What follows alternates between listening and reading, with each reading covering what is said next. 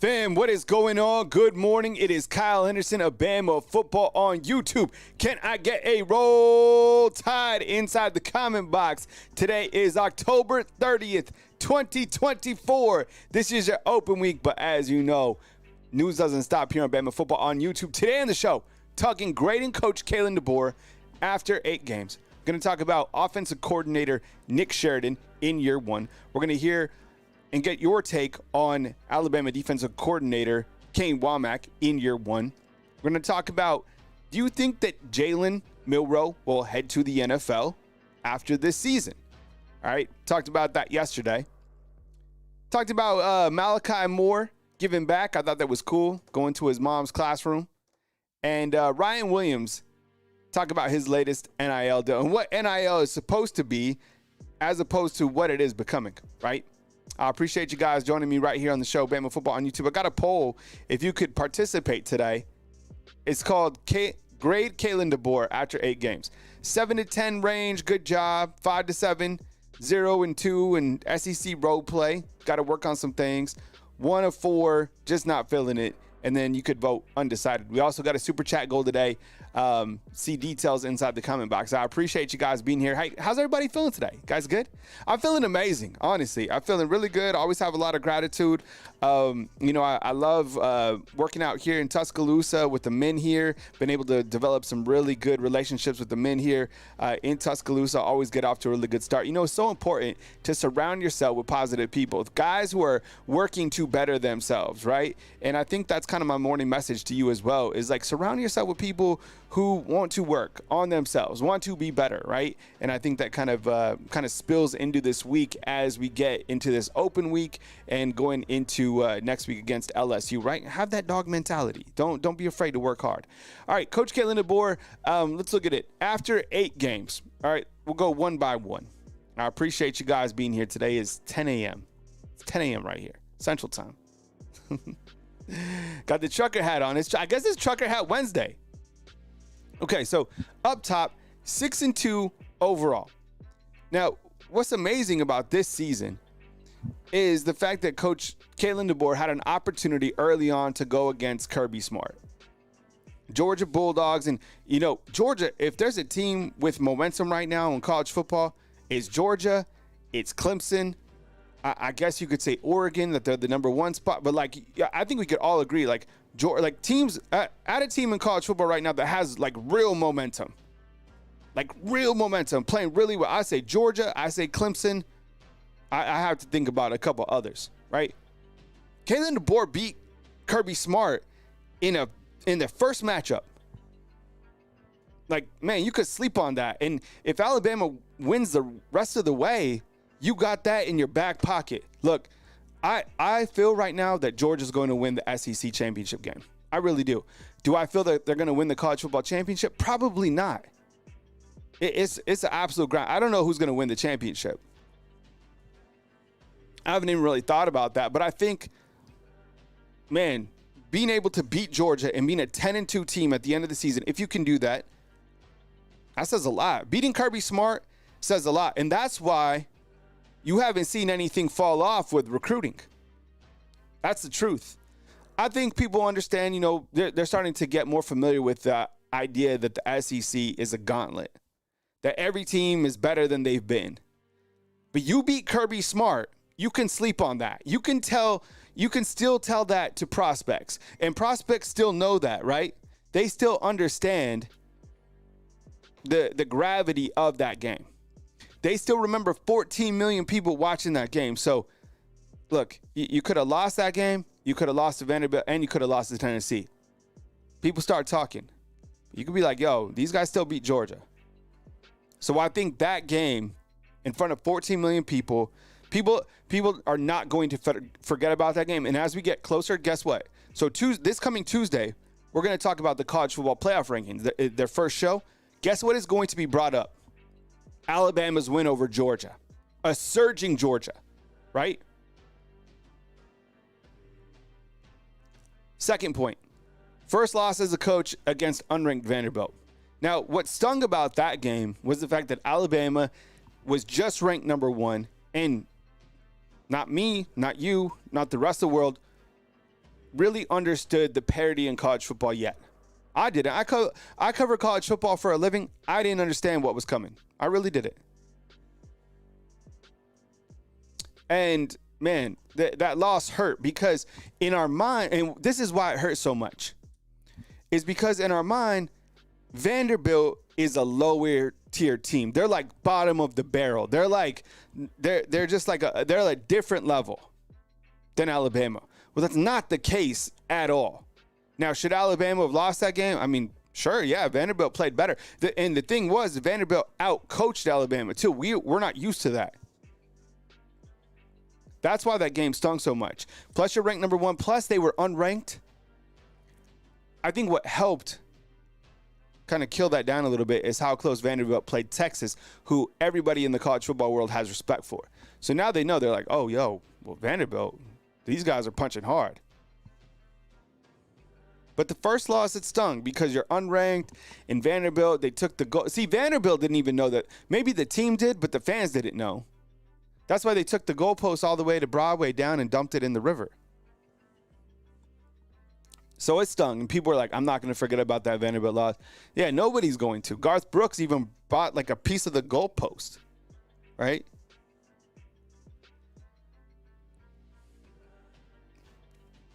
He's 0-2 in SEC play. The second loss is to Tennessee, probably the biggest rival, right?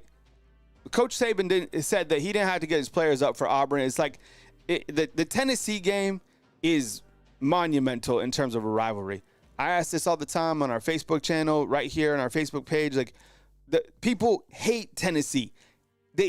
And I said hate, and someone was like, "You can't say that word." They hate Tennessee. Alabama fans do. They hate Tennessee.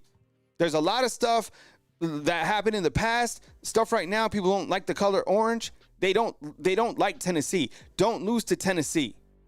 Coach Saban lost to Tennessee in Knoxville. He rarely lost to Tennessee, but he did lose over there. So losing like that and being 0-2 in SEC, that's a bad taste in your mouth. People don't like that either. And then if you look, like, people are like, well, he's won all over the place. This is what you could point to when we're talking about point number 3 here. Like, yeah, he won all over, but he hasn't coached in the SEC. He hasn't coached in the SEC on the road. He hasn't won a game in the SEC on the road. Those are facts. We're not even, like, debating stuff. Like, those are facts.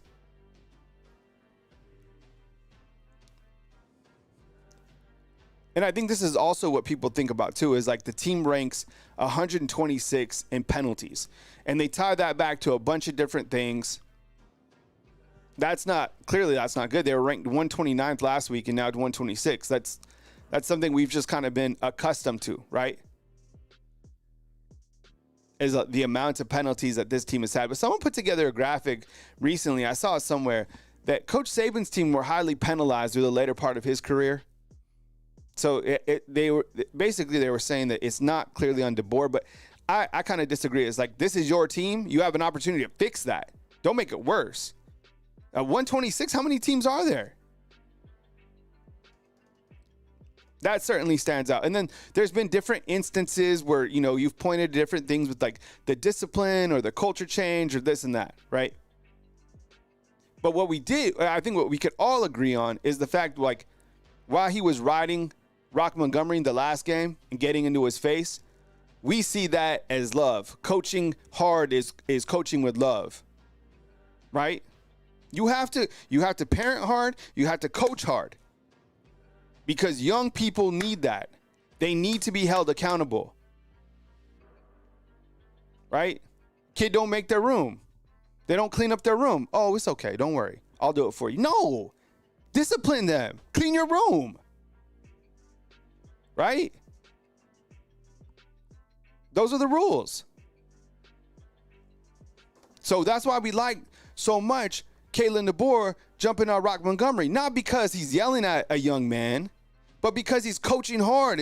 And to us, we're used to that because Coach Saban, he loved his kids. That's why he coached them hard. That's why he was so hard on them, because he demanded the best from them. And you only get the best out of people when you hold them accountable. If you don't hold people accountable, you're not loving them, right? Patriot Life in with 5 fan funderships. Appreciate you, man. Thank you so much. I don't even know what Rock Montgomery did.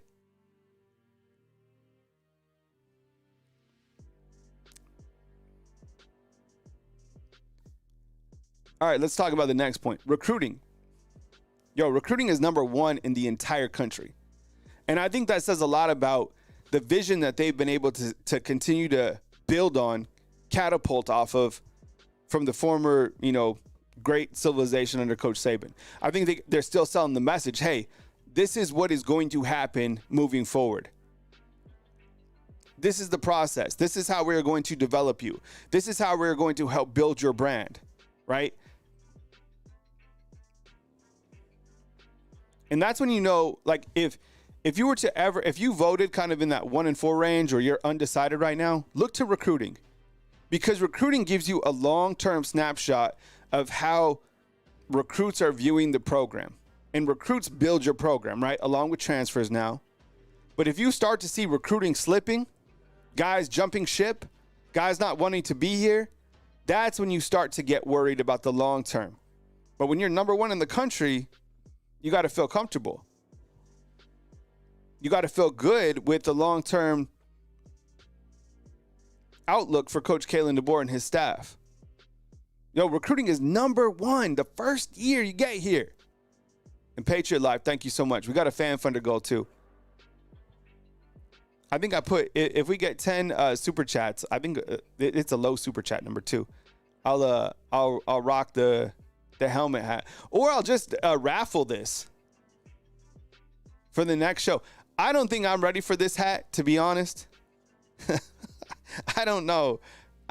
I don't know if I'm ready for this hat. I've showed this hat a couple times. You can get this hat at Dick's Sporting Goods. I'll probably raffle it. I appreciate your support, though. I don't know if I'm ready for that hat. But you could be. All right, so recruiting there, we love it. It's right where it needs to be, up at the top. And then the ground game, that's been kind of one of the things that we've been talking about. And this is how you win over Alabama football fans, and this is how you continue to keep the stability and keep fans happy. It's three things. Ground game, run the football, figure out a way to feed your running backs. Number 2, play really good defense in a challenging environment in college football now. It is hard to play defense. It is. It's the toughest area of all sporting now in college football. Because all the best players are on the offensive side. I didn't come up with that. Coach Saban did. And then tough coaching. Hold the players accountable. Show discipline. Those 3 things at the bottom right there, that is how you keep your approval rating up top, all the way up, along with recruiting. So 4 things, right? If you do that, then you have your approval rating is through the roof. More on Coach Kalen DeBoer. All right. These are important factors right here. Very important. Don't forget about these items. 105 up in the house. It's got 105 thumbs up. I appreciate you guys being here. Kyle Anderson, Bama Football on YouTube. Thank you so much for joining me today on Wednesday, October 30th. Never forget that Coach Kalen DeBoer landed Ryan Williams. Ryan Williams has said that it was Coach Kalen DeBoer that won him over to finally decide to sign with Alabama. That says a lot in itself. That says a lot in itself. Imagine the season without Ryan Williams. Right? Imagine Ryan Williams at Auburn. Don't want to make you spit out your coffee. Right? Jimmy, what's up, man? Appreciate you being here. No, I've had this hoodie for a while. This hoodie is from Athlete's Thread. No, this hoodie actually is from Breaking T. My bad. So type in Breaking T, like the letter T, and you can search hoodies. I had to get this one. This one is fire. I have another Ryan Williams one, but you can't really see Ryan Williams the outline. But this one's this is my favorite hoodie. And never forget that he landed Ryan Williams. That the first guy. Are you kidding me? The first guy you get when you get here is Ryan Williams. Compounded on the fact that the first guy that you bring in is Courtney Morgan. We're not talking Courtney Morgan right now because it's not recruiting season.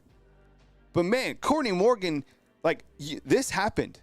USC recently tried to get Courtney Morgan before the season to USC, Los Angeles, where Courtney Morgan is from.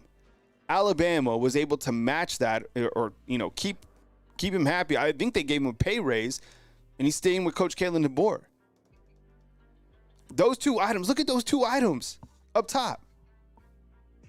The backbone of the program. Never forget, 5-star Keelan Russell is committed. I think he's like the number 2 overall quarterback, or I look at On3. I love Rivals, 24/7 Sports. But I think on On3, he's the number 3 prospect. Whatever it is, he won the Elite 11. He won the On3 series. He won the Rivals deal. He's the number 1 guy. Bama Miking with the super chat, man. 1 out of 10. I appreciate you. Thank you so much for supporting the show. Look at these 3 items.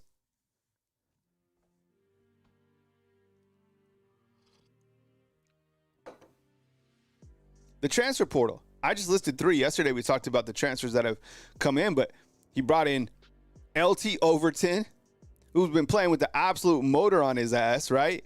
Parker Brailsford, who's been snapping the football, took away our anxiety. Brought in Keon Sabb. I know he's been banged up, but Keon Sabb, I think he was kind of trending the opposite way, unfortunately, right now. Now he's banged out, but, 2 interceptions in the first game of the season. And then you have Graham Nicholson, who I was a little bit shaky about, but, he had 2 really clutch field goals in this last game.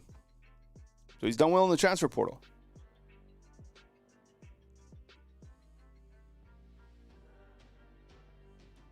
Mike's like, put on the hat. Yo, that, I don't know if I'm ready for that hat. This is the hat he's talking about. I'd never even seen a hat like this. First year coaching in the SEC. Yo, it's a huge jump. I don't care where you're at in your career in life. It takes a while to get acclimated to SEC. Coaching, covering it from a media standpoint, anything. The SEC don't play. This is the best of the best. This is the Premier League in soccer, right? This is like, there's nowhere, the next place you go is into the NFL. And look, this is the biggest conference. It's bigger than the Big 10. It's bigger than the Big 12, ACC combined. This is it. And Alabama's the pinnacle. It takes a while to coach. Look at all the coaches that are in here. It's a Shark Tank.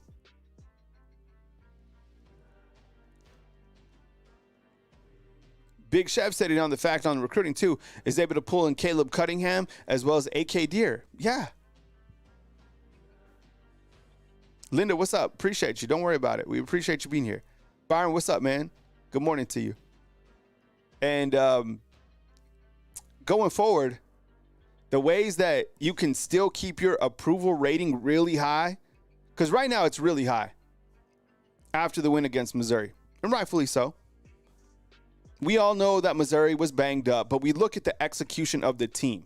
You're either getting better or worse every single day, every single weekend. Did they get better? Yes. Period. But if you want to keep that approval rating really high out the gates, you have 2 critical opportunities on the back end. Because these are really, really big rivals. Ebony Carter, what's up? I appreciate you being here. You can get it at Dick's. I saw it. There's if you come to Dick's in Tuscaloosa, there's a back end where they have Alabama gear. This is where I found it.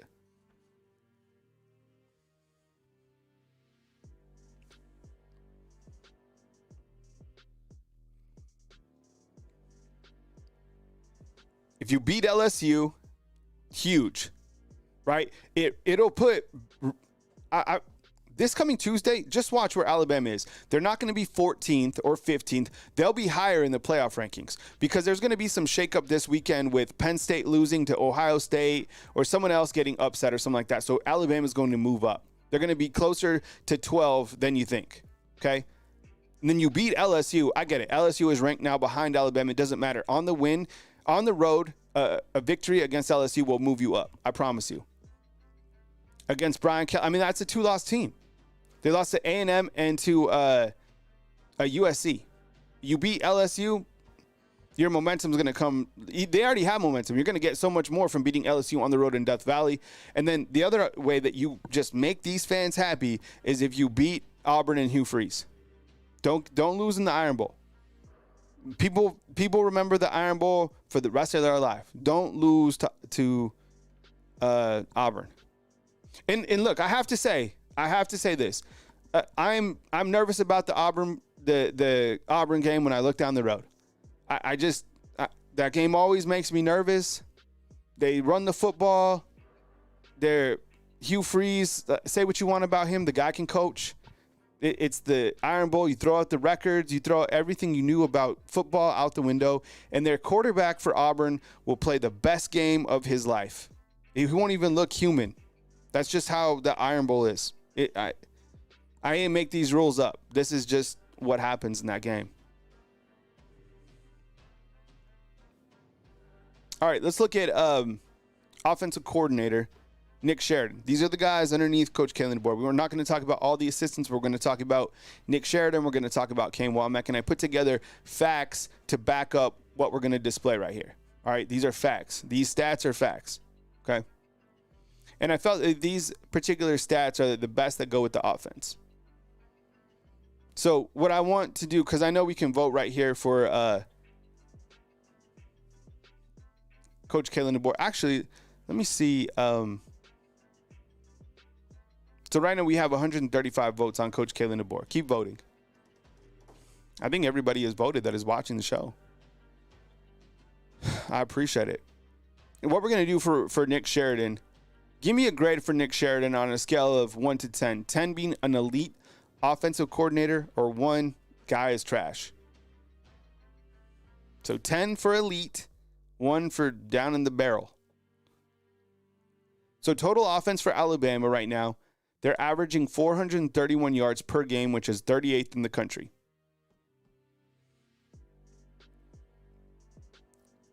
Top 40, I guess you could spin it that way, right? I mean, you could also look at it that way as like they're top 40 and they've played against the number 2 defense in the country, Tennessee, and they played against the number 9 defense in the country, which is Missouri, and they've played in a big time game against and then you could look at it as what they did in the halftime against Georgia. So right now 3, 7, 6, 5. So probably like 6.5 for Nick Sheridan. Points per game, 37.6. Alabama's still putting points on the game, on the board, right? Top 20.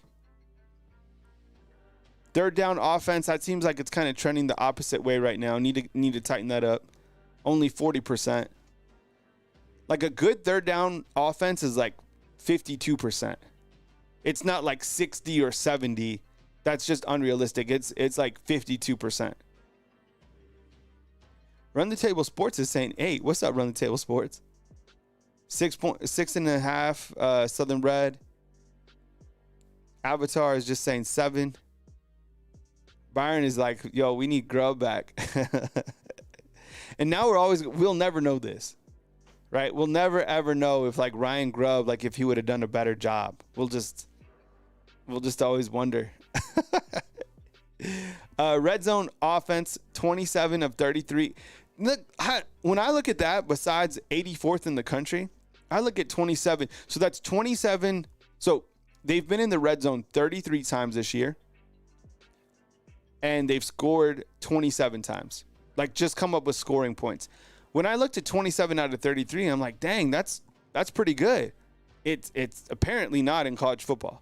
I mean, to be ranked 84th in red zone offense, I'll go back and look at some of the top teams, but 27 out of 33 in scoring opportunities is just 84th. That's not good.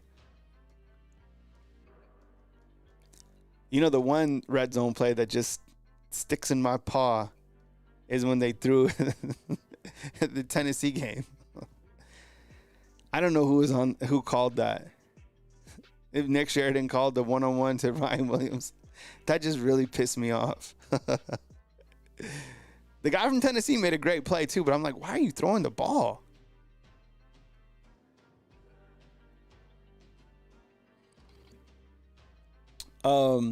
Sacks allowed, they've allowed 17, which is 2.1 sacks per game, which is 7th. I need to look if that was right. I think there might be a little bit further back on that. But 17, and you know what the thing about the sacks is, it looks like they've been in SEC play. Well, they didn't give up any sacks against Georgia, but since that, I think Jaylen Miro has been sacked like 11 times or something like that. The right side of the offensive line is concerning. I keep pointing that out all the time, and then something happens on Saturday. That's the scariest. That's one of the scariest things every single Saturday, is the right side of the offensive line. Passing efficiency, Alabama is 146 at 217, 160.2. That is 16th in the country. At one point, Jaylen was number 1 in passing efficiency. Mike and Austin, what's up, man? I see you inside the comment box. Good morning to you.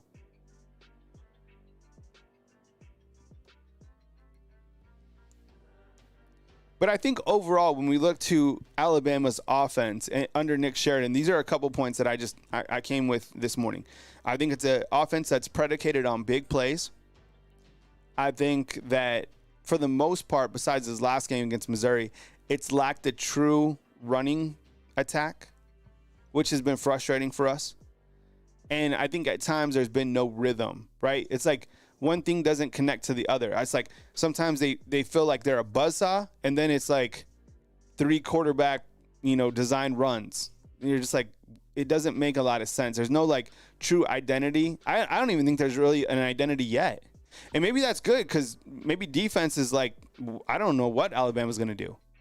And I don't like the fact that, Nick Sheridan didn't really go away with saying that it wasn't his calls to throw it to Ryan Williams, like, every single time against Tennessee? What was it, 20 times? So some of those things kind of, I don't like at this point in time. But here, those are the stats. Here's the Alabama defense. All right, same thing. 10 elite, 1 fire this dude. And I think Kane Womack, his name has been brought up for, a few smaller coaching jobs recently. Like Southern Miss, that wouldn't make sense. He was just the head football coach at South Alabama. Wouldn't like that? That's not a jump up from South Alabama, right?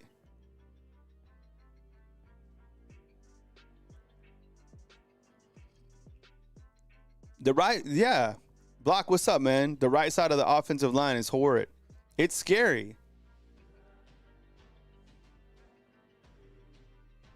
Yeah, I don't know. Who else could play right tackle? You're basically playing with, like, you don't have like, Pritchett is struggling, and you can't go with Formby. He's not ready yet. Is this just how it's going to be? All right, so with Kane Womack right now, I need your help. 10 elite, 1 trash. Fire this dude. Total offense, I'll go full screen. There's a lot of data points on here. Total defense, 337 yards. That's 44th. That's not going to cut it for us here in Alabama, right? I get it. The teams you're playing, still, we don't like that number. Points per game, 18.6. That's 20th in the country. See, that's the new norm. Like, remember the old holding the team to 10 points? I think Michigan's defense last year was pretty salty. They were holding teams to like 10 points, but it's rare now because it's grass basketball. Third down defense, 18th in the country. That's a number that improved following the game against Missouri. 31%. Red zone defense. Teams have been in the red zone 23 times against Alabama's defense and came away with 18 scores. That's 35th in the country.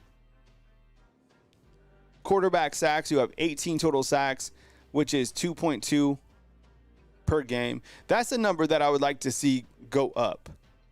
That's not it. So it looks like we have some 3s, 6s.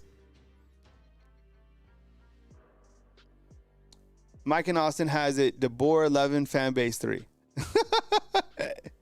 10 Pit has 5. Run the Table Sports says just throw it tight end by Pritchett. Yeah, right. Get Robbie Oots just right next to him. Maybe even that running back on the right side too. Almost have like 2 extra blockers.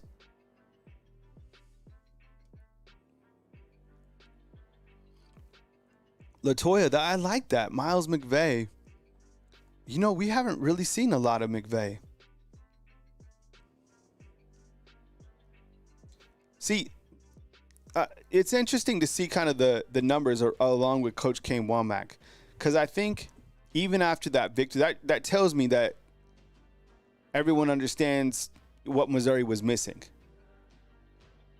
Do that against LSU, right? Do that against like a healthy Auburn, like stop Auburn's run, stop Oklahoma, whatever they have.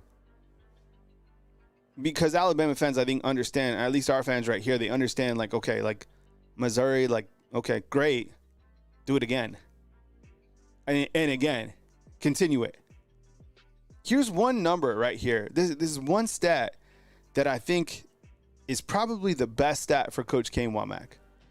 Turnovers gained.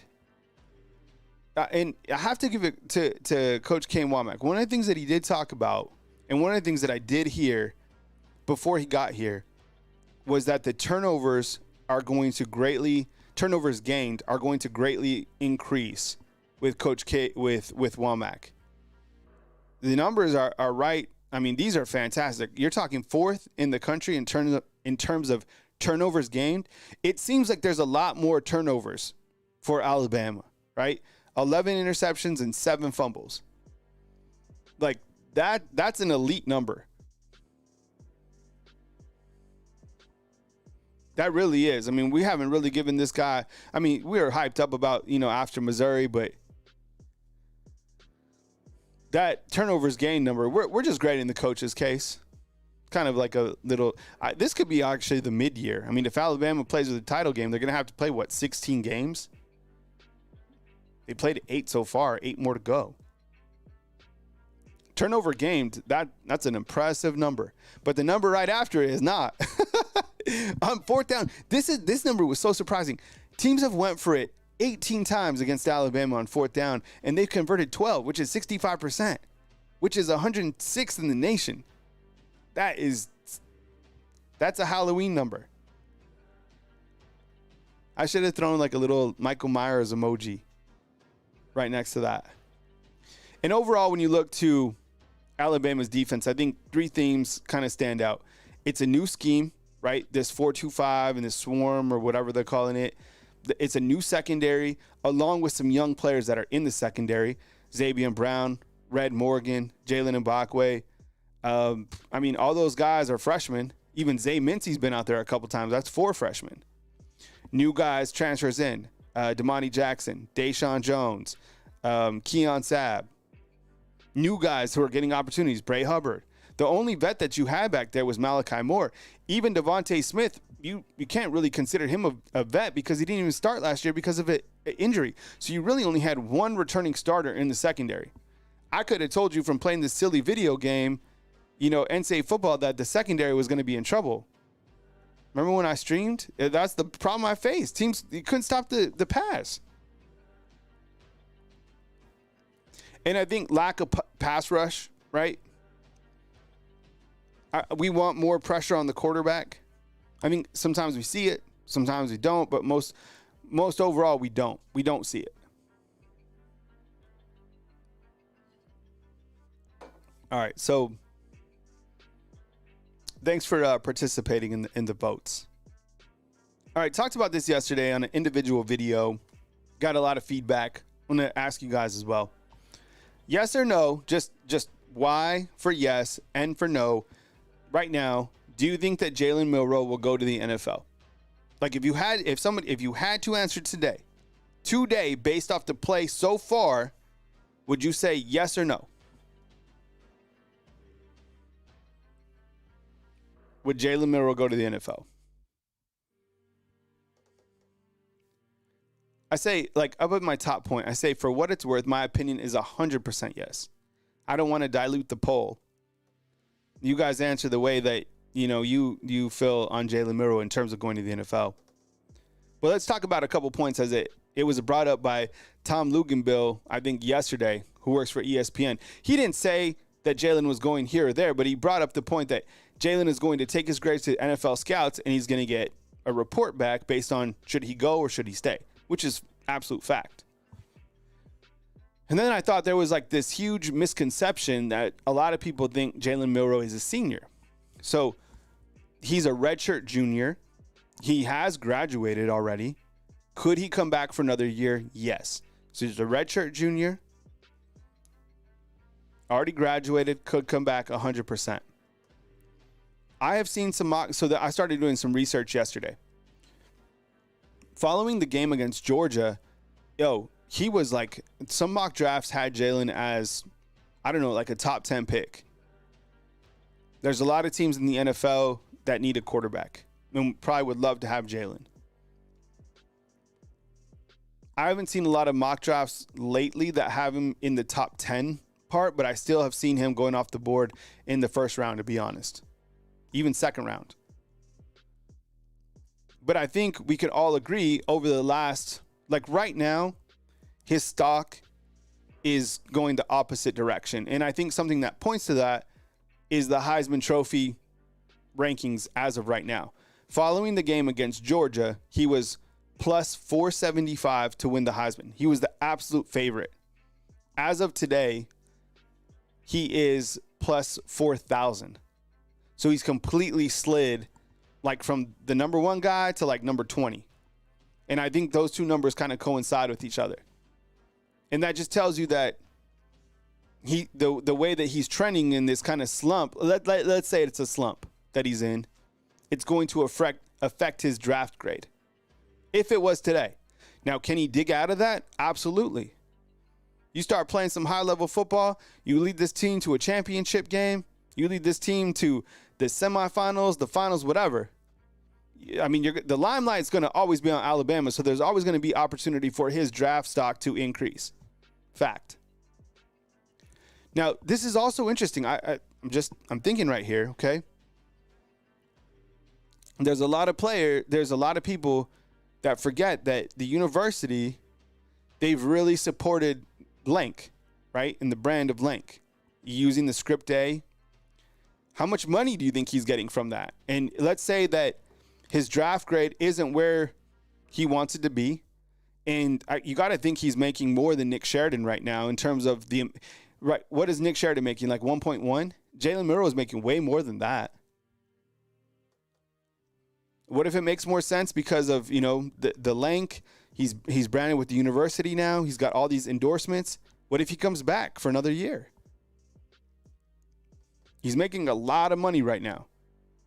And if he comes back, you got to think he's one of the top quarterbacks, if not the top quarterback in all of college football. But what would happen to Alabama's quarterback room, it would be depleted besides Keelan Russell. If Jaylen Miro does come back, we're just talking ifs and ands. If he comes back, you lose Simpson, you lose Lonergan, and you keep Austin Mack and Keelan Russell. I think that's 100% fact. There's no way that Ty Simpson would stay another year. And there's no way that Lonergan would stay. But I mean, and there's no way that Ty Simpson beats him next year because Ty Simpson would have already beat him. Ty Simpson's had 2 opportunities to beat out Jaylen Miro, and he hasn't done it. He's not going to beat him out next year if Jaylen Miro comes back. And I know I can already see this. Jaylen Miro leaves, okay, goes to the NFL. He's drafted by the Raiders, drafted by the Giants. What happened to Daniel Jones for the Giants? You got Malik Neighbors. You got that big bruising running back. Byron, I think if you were to ask, I think he's going, like, that's just my personal opinion. But he could certainly come back. Mike says if Miro's coming back, he's transferring. I already know what's going to happen, though. I can see this. What's good, DeChamp? If Ty Simpson, I wish we could write this down as a contract. If Ty Simpson starts, we can't call for Keelan Russell to start over him. Imagine. I've seen this before. It's almost the exact same thing that happened when Mac Jones took over, right? So when nobody wanted, let me just tell the story real quick. So when Mac Jones took over for Alabama, or when he was about to, nobody wanted him to start. I'm serious. Go back to that point in time. Remember? Nobody wanted, because you had just got Bryce Young. And everyone was like, man, like, start Bryce Young, start him over Mac Jones. Mac Jones isn't it. And then Mac Jones completely balled out. Like, had the most epic season. I'm not saying that's what's going to happen next year, but just be careful, because he came and balled out in just that 1 year, and that was all it took. But I know we're going to be like, yo, start Keelan Russell over him. I'm not going to lie. Keelan Russell looks, that guy, his high school highlight tapes, oh my goodness. I can't wait for that dude to get here. Like, we always hype up these freshmen, but damn, that dude looks good. He looks so talented. He has deep ball. He has amazing touch. He moves really well in the pocket. Big dude. What is he, like 6'4"? I'm not going to lie. Like, I'm really excited about him getting here. Run the Table Sports has Shadori Sanders going to the Raiders. That would be great for them. Imagine, man, Shadori Sanders, Brock Bowers, what he's been able to do in the NFL, they just need a quarterback over there. What do they have? Gardner Minshew right now? Yikes. Anyways, feels like a lot of us feel that Jaylen Miro is going to the NFL. A couple other pieces of news that came up that I wanted to highlight. First, on the left, Malachi Moore went back to his mother's a teacher in the Birmingham area. So Malachi Moore surprised the students and went and like hung out with the students and like read the students. What we don't see often, I'm sure you see it from, the Alabama's official account, but like these players are always giving back to the community. And that's why, even though I don't, going back to Malachi Moore and his actions, I've seen this dude like giving back. I know who that person is, right? Fiery competitor. So don't let it, like, this isn't like a PR deal. This guy's been doing this for like 5 years. He is a really good person. Malachi Moore is a great person. He's really, like, he's that guy. And he comes from a really good family. And he has a brother on the team as well. He's a really good ambassador for Alabama, 100%. So I saw that. I thought that was cool. He is giving back and going to read to his mother's classroom. But don't, like, this isn't a one-time thing. He's been doing this for years. The dude is a good person. Fiery competitor. I don't condone the actions. I'm sure, he apologized for that. But, like, the guys, there are some guys out there, that don't handle themselves correctly. Those guys are turds for sure. This guy is a class act. And we learn from the mistakes that we make, and we move on. Saw this too. Ryan Williams has a new NIL deal with Uber Eats.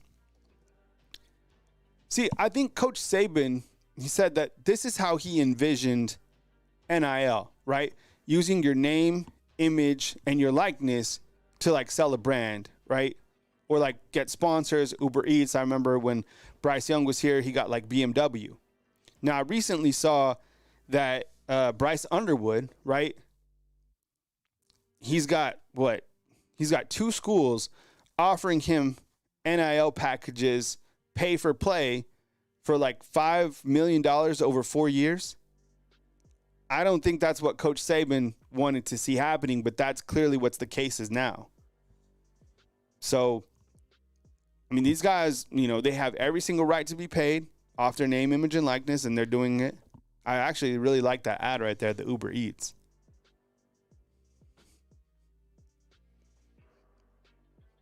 Josh Miller, that is a really good comparison. He does remind me of Jaden Daniels, too. I don't know about your second comparison, though. Radio. All right. So that was also in the news as well. Alabama is clearly open this week. You'll get some player interviews today. And then I think the coaches tomorrow as we go into this bye week. Alabama is going to Baton Rouge. TV time is 6:30 p.m. Lane Kiffin was upset about that. But I as I said this week, there's no bigger brand than Alabama. You get LSU, Death Valley. This is like must-watch TV on ABC. I like the games on ABC, actually. I actually like that, to be honest. LSU is favored by 1.5. Jaylen Miro, 1,900 yards, 13 touchdowns, 6 interceptions. Grant Nismeyer, 2,200 yards, 20 touchdowns. And what should be the best quarterback that Alabama has faced since Carson Beck. Since his second half performance, let's put it that way.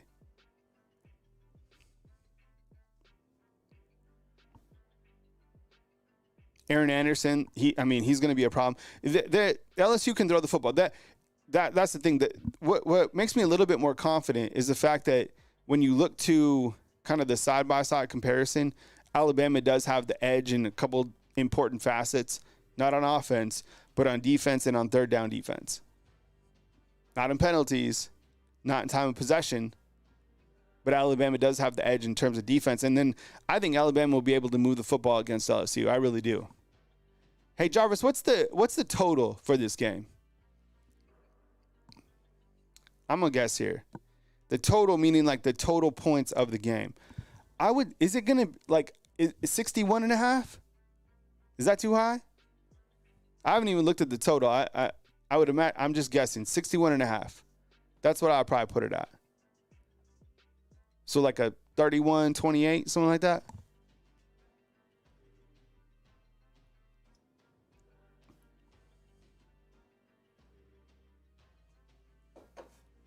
And as we talked about, Alabama is not done. 53% chance to still make the playoffs per ESPN. We know what has to happen. They just have to win out. But I think you do need some style points. Okay, so put style points on there as well. First college football rankings this coming Tuesday. Hey, big bid. ABC has been on point. I have to admit, like, it's been really good. And I think when we look to Alabama's not done, I think the SEC overall will definitely carry weight, right? Vandy playing Texas, for example. Kentucky playing close with Georgia, right? South Carolina been tough. The parity in the league has been something like we've never seen before. Undefeated teams, you got to think some of these teams lose. Penn State, we talked about this yesterday. We're taking Ohio State. It's 59.5. Thank you. So I said 61. I didn't even look at it. 59.5. That's what I would imagine. Like a 31-28, something like that.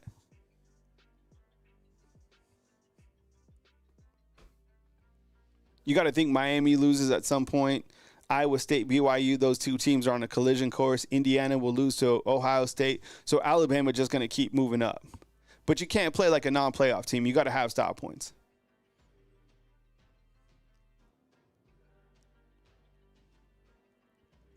Here's a look at the remaining games for Alabama. You got Missouri, open, at LSU. Beat up on Missouri. It would be great to go up to LSU and come away with like a 2-touchdown victory. I don't know if that's possible because of LSU's offense, but coming out with the W, any shape or form is going to give this team a lot of momentum going into another game, which clearly they should win against Mercer. And then Oklahoma, they're depleted. Plus, they had to fire their offensive coordinator. So things are looking really good for Alabama for this next 3 weeks if you can beat LSU. And then you go into this game against Auburn, and you deal with Hugh Freeze. You get past that one. Style points would be nice. And you end the year at 10-2, and you go to the playoffs. There would be no way that Alabama – I would be completely shocked. And what's going to be great is you almost don't want to play in the SEC championship game for Alabama specifically, because if you win out, you're 10-2, and you have that win over Georgia and those other teams that are undefeated. The one thing that we know in college football that I still think exists today, you don't want to lose really late. You will be penalized for losing late. Alabama kind of lost there at the first part of the season, which is good. I appreciate you guys being here. Thank you so much for joining me today on the show. Kyle Henderson, Bama Football on YouTube. I have videos that are scheduled out as news happens, and of course my lives, flirting with the new time this week at 10 a.m. So I appreciate you guys being here. Depending on like what happens Saturday, I'll probably pop up live for like a meltdown, or who knows. I just kind of, if I feel it and if I'm around the office, I get on and I'll just go live. But I appreciate you guys being here. Thank you very much for watching. Remember to follow us on Facebook, Alabama Crimson Tide on Facebook. And then these are also uploaded to Spotify and iTunes. or iTunes. What is it? Apple Podcasts? iTunes. Yeah, Kevin, thanks so much. If you want to support the players, you can go to Breaking Tea and get these, or also Athlete's Thread. Those are officially licensed merchandise for the players. Thank you so much for being here today on my show. Today is Wednesday, October 30th. I really appreciate you guys for participating in the poll. Thanks for the super chats. Thank you, Patriot Life. Thank you to everybody inside the comment box. Southern Red, Mike from Austin, Reaver, KTK, Ephraim, Linda, thank you very much for joining me today. I really appreciate you guys. I hope you guys have a great rest of your day, and I'll be back as news happens right here on Bama Football on YouTube. Have a great Wednesday, fam.